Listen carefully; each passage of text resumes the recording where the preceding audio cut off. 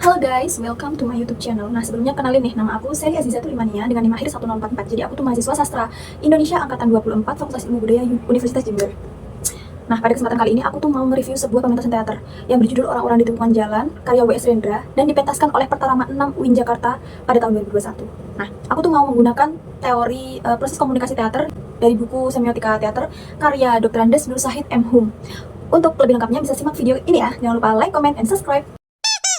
Jadi komunikasi teater itu merupakan proses penyampaian pesan di mana ini tuh tidak hanya melibatkan dialog tetapi juga gerak tubuh, ekspresi wajah, intonasi suara, tata cahaya, musik, kostum, properti, serta respon penonton yang paling penting. Nah, menurut pendapat George Mounin, komunikasi teater itu sifatnya satu arah karena aktor sendiri itu hanya berperan sebagai pengirim pesan, sementara penonton sebagai penerima pesan itu sifatnya pasif karena hanya memberikan reaksi kayak tertawa, tepuk tangan, seperti itu.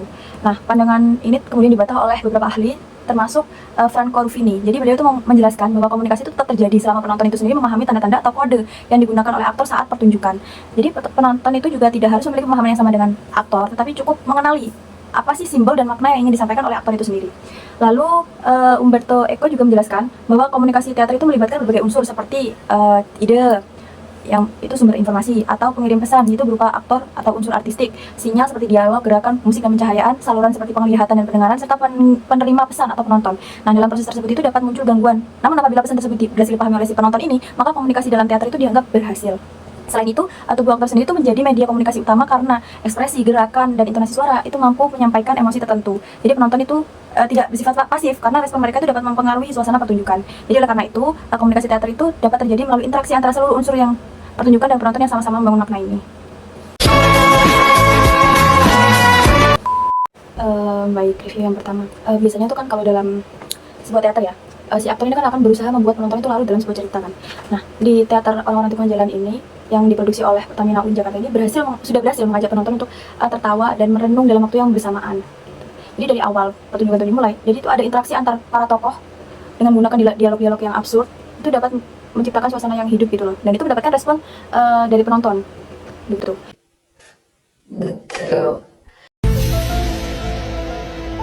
Nah, salah satu momen yang paling disoroti itu kayak ketika si penjual wedang menawarkan dagangannya pada Joko dan Sri ketika berbincang. Jadi si penjual wedang ini tiba-tiba bilang nih, wedang kacang dek gitu. Nah, dialog sederhana ini tuh memunculkan efek humor gitu, karena penyampaiannya tuh spontan dan tidak terduga sekali. Juga itu mendapatkan respon dari si penonton ini dengan tertawa gitu. Momen berikutnya itu muncul saat toko botak. Jadi toko botak ini tiba-tiba membeli wedang, dan pada saat dia ditanyai oleh Joko siapa namanya itu jawab, nama saya kurang menarik.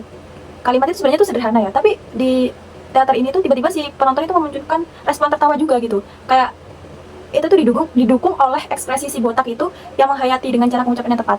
Nah, dalam teori komunikasi teater, hal ini tuh udah menunjukkan bahwa makna itu juga dipengaruhi oleh intonasi suara dan juga ekspresi tubuh aktor.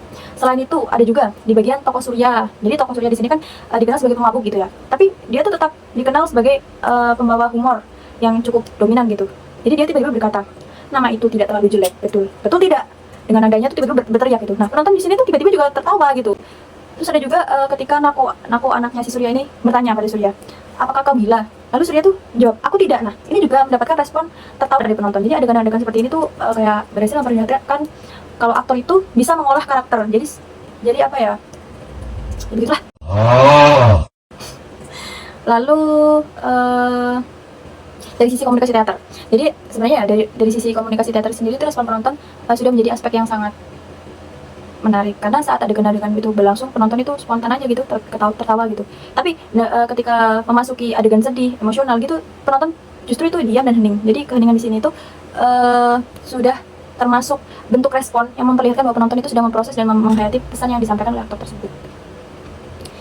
Secara keseluruhan, pementasan teater Orang-Orang di Tikungan Jalan ini termasuk pementasan yang berhasil karena kayak memadukan unsur komedi dan refleksi kehidupan dalam satu pertunjukan gitu. Dialognya juga disampaikan dengan ringan, karakternya unik, serta aktor itu mampu membangun suasana yang membuat penonton itu larut dalam cerita tersebut. Ya, meskipun banyak adegan yang berupa komedi sehingga mengundang tawa penonton, tapi pertunjukan ini tetap menyampaikan pesan tentang kehidupan manusia yang penuh persoalan, harapan, dan kesepian. Bye.